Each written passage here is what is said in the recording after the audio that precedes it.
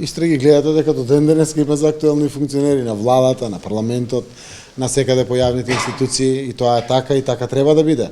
Сите треба да бидат еднакви пред законот, секој што има индиции треба да биде сериозно истражен, заради тоа што само така сме и нормална земја. На 22 април, кога го пријавив случајот, јас го пријавив тоа што го видов. А тоа е тоа што беше објавено од Орце Камчев, односно предадено на јавното обвинителство во Орце Камчев.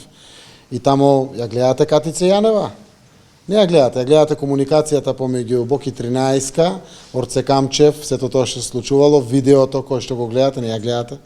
Не можете никој да го вините претходно без претходно. На крајот истрагата ги отвори моментите, па дојдовме до денешната состојба на перцепција кој каде бил и каде постои индиција или можност да биде одговорен.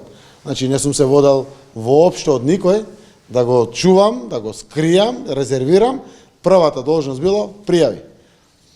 Само уште еднаш напоменувам, ако беше тоа до пред 2,5 години, до пред 3 години, ќе се случише да биде заштитена телевизијата која што е целосно про влада.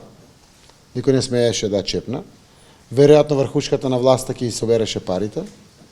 Камчев имаше да молчи, оти ќе види, тоа беше така во тоа време кога беше режим, и на крајот никој немаше да знае ништо. За сметка на тоа, премиерот го пријавува случајот. Директно со сите сознанија кои што ми биле презентирани.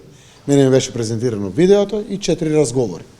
Тие 4 разговори и видеото кои што ми беа презентирани се доволен основ и вие да сте што ќе правите, да го пријавите.